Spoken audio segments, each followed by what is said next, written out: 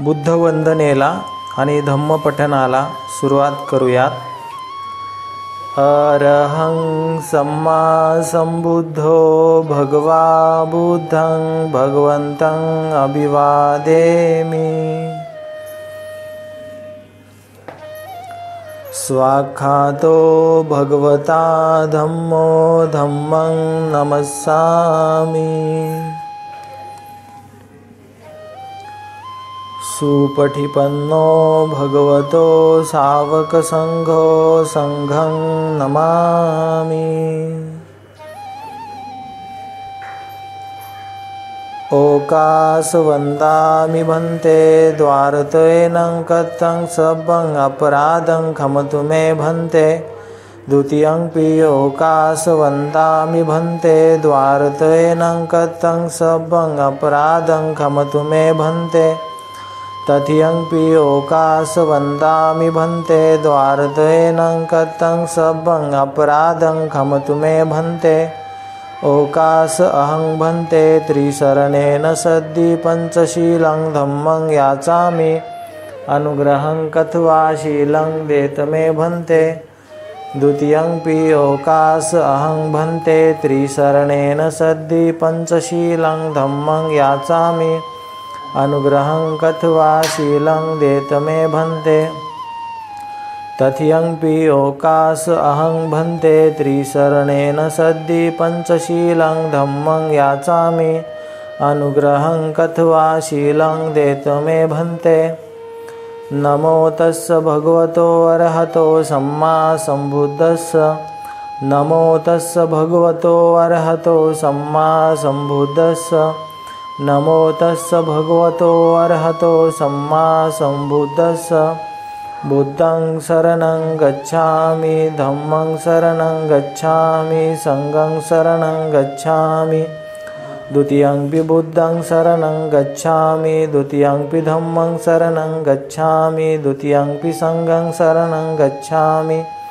तथियंपि बुद्धं शरणं गच्छामि तथियंपि धम्मं शरणं गच्छामि तथियंपि संघं शरणं गच्छामि. पाणातिपाता वेरमणि सिक्खापदं समादियामि. अदिन्नदाना वेरमणि सिक्खापदं समादियामि. कामेषु मिच्छचारा वेरमणि सिक्खापदं समादियामि. मुसावादा वेरमणि सिक्खापदं समादियामि. सुरामेरयमज्जपमादठाना वेरमणि सिक्खापदं समादियामि. साधु साधु साधु. वनगंधं गुणपेथं एथं कुसुमसंतति. पूजयामि मुनिन्दस्य श्रीपादसरोरहे. पूजेमि बुद्धं कुसुमेन नैनं पुह्येन मेथेन लभामि मोक्षं. पुष्पमिलायति यथा हिन्दमे कायो तथा याति विनाशभावं. गन्धसंभारयुतेन दीप्तेन सुगन्धिना पूज्ये च पूजनीयन्तं पूजाभाजनमुत्तमं. घनसारपदितेन दीप्तेन तं दनशिनातिलोकदीपं संबुद्धं पूजयामि तमोनुन्दं. सुगन्धिकाय वदनं अनन्तगुणगन्धिना सुगन्धिना गन्धेन पूजयामि तथागतं. बुद्धं धम्मं च संघं सुगततनभवा धातुवधातुगभ्ये. लंकाय जम्बुदीपेति दशपुरवरे नागलोके च धूपे. सभ्यबुद्धः सबिम्बे सखलदशदिशे केशलोमादिधातुवन्दे. सभ्येऽपि बुद्धं दशबलतनुजं बोधिचेत्यं नमामि. वन्दामि चेत्यं सब्बठानेषु प्रतिष्ठितं. शारीरिकधातु महाबुद्धि बुद्धरूपं सकलं सदा. एष मूल्ये निशिन्नो वसभारी विजयखापत्थु सबयुतं सत्ता वन्दे तं बोधिपादपं. इमे हेते महाबोधि लोकनाथेन पूजिता. अहं पिते नमस्सामि बोधिराजा नमस्तुते. बोधिराजा नमस्तुते. बोधिराजा नमस्तुते. इतिपिसो भगवार्हं सम्मा संबुद्धो विद्याचरण संपन्नो सुगतो लोकविदु अनुत्तरो. पुरुषधम्म सारथि सत्था देव मनुष्यानं बुद्धो भगवाति.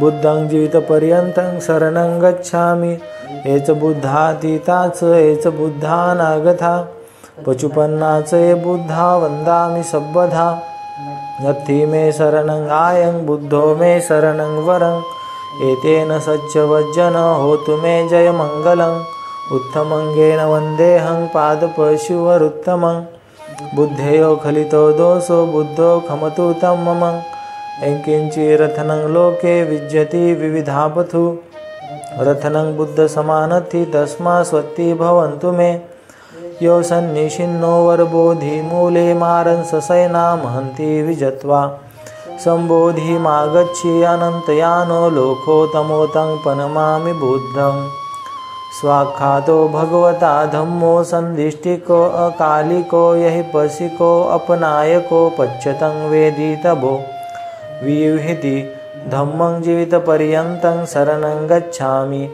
एच धम्मा अतीताच एच धम्मा अनागता पचुपन्नाच ये धम्मा वन्दामि सब्बधा नत्थि मे शरणं आयं धम्मो मे शरणं वरं एतेन सच्चवज्जन होतु मे जय मंगलं उत्तमंगेन वन्देऽहं धम्मं संक्तिविदोतमं धम्मेयो खलितो दोषो धम्मो खमतु तं मम एंकिंचिरथनं लोके विज्यति विविधापथु रथनं धम्म समानथि तस्मा स्वत्ति भवन्तु मे अस्थांगिको अर्योपथो जनानं मोक्षापवेशा उजुकुवमग्गो धम्मायं सन्ति करो पनीथो नियानिको तं पनमामि धम्मं सुपटिपन्नो भगवतो सावक संघो उजुपटिपन्नो भगवतो सावक संघो न्यायपटिपन्नो भगवतो सावक संघो सामीचिपटिपन्नो भगवतो सावक संघो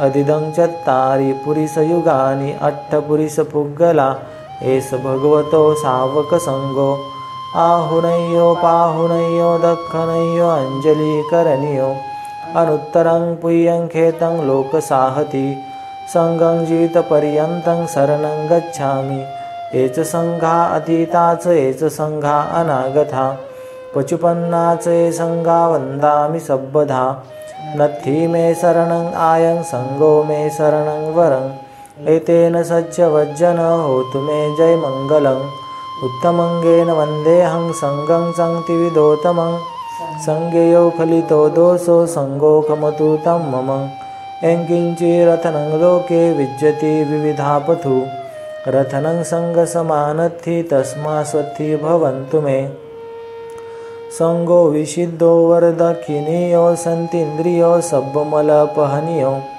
गुणे हिणेखि समेधिपथो अनासो तं पनमामि संगं इमाय धम्मानुधम्मपटिपथ्या बुद्धं पूजयामि इमाय धम्मानुधम्मपटिपथ्या धम्मं पूजयामि इमाय धम्मानुधम्मपटिपथ्या संघं पूजयामि अद्धायिमाय पटिपथ्या जातिजरा मरणं महापरिमुञ्च स्वामी इमेन पुय्यं कमे नमामे बाले समागमो सतं समागमो होतु यावनिब्बानपथ्या देव वसन्तु कालेन सस्यसम्पत्ति हेतु स फीतो भवतु लोक स राजा भवतु धम्मिको सकलविजं विदुर्यानं देवरूपं सुजीव निमलचक्षु गम्भीरगोसं गौरवर्णं सुखाय अभयचित्तं निभयकामं सुरतधम्मं सुपेम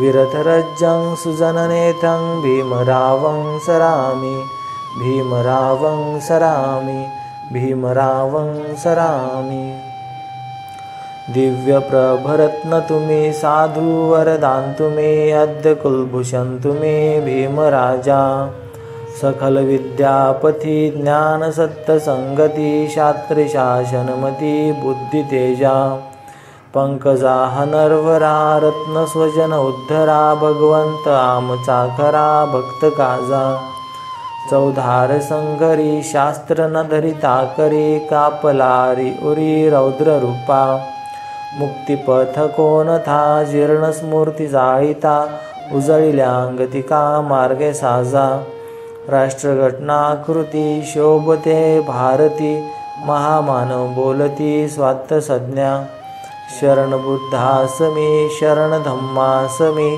शरणसंघासमे भीमराजा भीमराजा भीमराजा।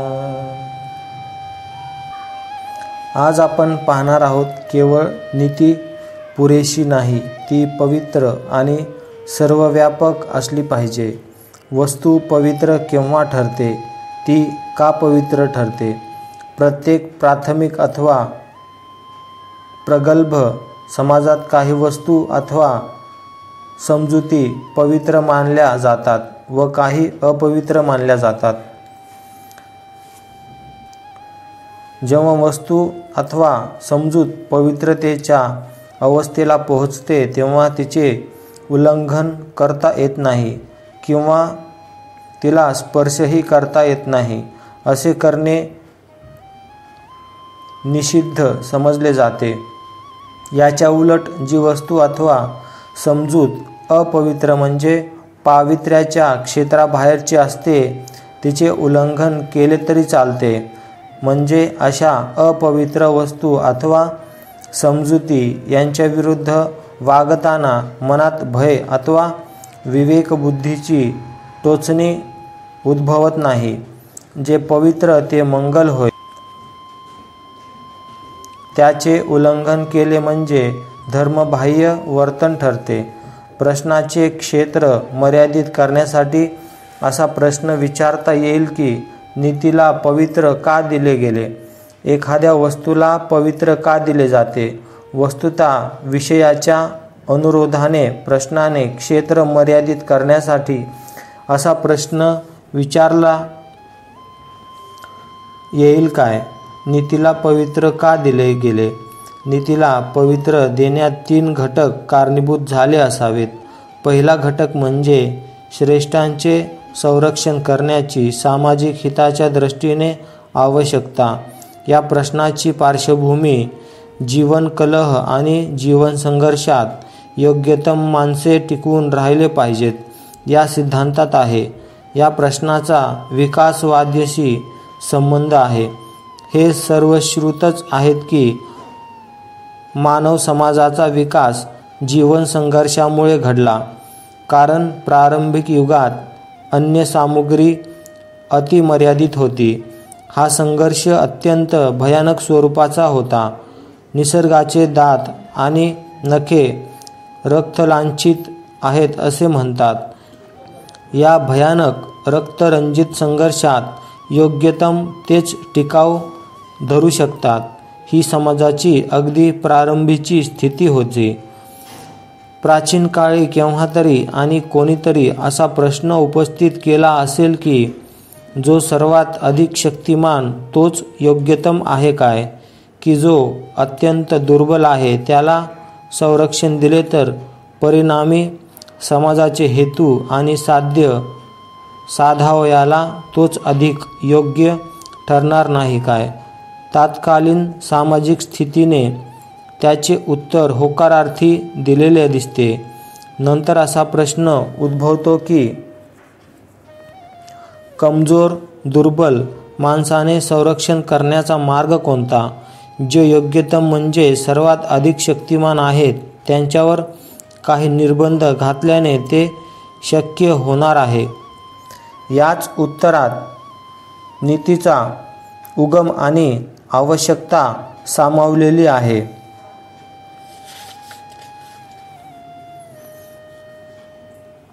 प्रारंभ हे निर्बंध योग्यतम सर्वात अधिक शक्तिमान माणसांना लागू केल्यामुळे ते पवित्र मानण्याची आवश्यकता होती। यापासून होणारे परिणाम फार गंभीर स्वरूपाचे आहेत। पहिला प्रश्न असा निर्माण होतो की सामाजिक स्वरूप धारण केल्याने नीती असामाजिक समाजहित विरोधिनी तर होत नाही ना? चोरांमध्ये आपापसात नीती नसते असे नाही, व्यापाऱ्यातही आपापसात नीती असते। एकाच जातीच्या माणसात आपापसात नीती असते। दरोडेखोराच्या टोळीतही आपापसात नीती असते। परंतु या नीतीचे स्वरूप, वेगळेपणाची जाणीव आणि आपल्यापुरतीचे क्रियाशीलता निर्माण करणारे असते. ही नीती म्हणजे एका विशिष्ट समूहाच्या हिताचे संरक्षण करण्यापुरतीच मर्यादित, म्हणजेच समाजहित विरोधक असते. या प्रकारच्या नीतीतील वेगळेपणाची जाणीव आणि आपल्यापुरतीच क्रियाशीलता ही तिचे समाजविरोध रूप अगदी उघडे करतात. जेव्हा जेव्हा एखादा विशिष्ट समूह आपलाच स्वार्थ राखण्यासाठी नीती पाळतो, तेव्हा तेव्हा त्या नीतीचे समाजविरोधक रूप स्पष्ट होते. अशा प्रकारे होणाऱ्या समाजातील समूह संघटनांचे परिणाम दूरगामी असतात. जर समाज असा परस्पर विरोधक समूहाचा बनला तर तो समाज असंघटित व शकलित राहील. असंघटित व विभागलेल्या समाजापासून जे भय उद्भवते ते हे की तो आपल्यासमोर भिन्न भिन्न आदर्श आणि मूल्यमापनाचे भिन्न भिन्न मानदंड ठेवतो आणि सर्वसामान्य आदर्श आणि सर्वसामान्य मूल्यमापनाचे मानदंड नसल्यास सर्व समाज हा मिळते जुळते होणारा असा एकजिनसी राहत नाही. असे भिन्न भिन्न आदर्श आणि मूल्यमापनाचे भिन्न भिन्न मानदंड रूढ असलेल्या समाजात व्यक्तीला आपल्या विचारात सुसंगत राहणे अशक्य होते. न्याय व आपल्या सांख्य बलाचा विचार बाजूला ठेवून भरमसाठ हक्क सांगणाऱ्या समूहाच्या वर्चस्वावर जो समाज आधारलेला असतो त्या समाजात संघर्ष हा अटळ असतो. अशा प्रकारच्या संघर्षाला खीळ घालण्यासाठी सर्वांना पवित्र वाटणाऱ्या अशा सर्वसामान्य नीतिनियमांची आवश्यकता असते. तिसऱ्या एका कारणास्तव नीती पवित्र आणि सर्वव्यापक असण्याची आवश्यकता आहे आणि ते म्हणजे व्यक्तीच्या विकासाला संरक्षण देण्यासाठी. जीवन संघर्षात अथवा समूह शासनात व्यक्तीचे हित हे सुरक्षित नसते.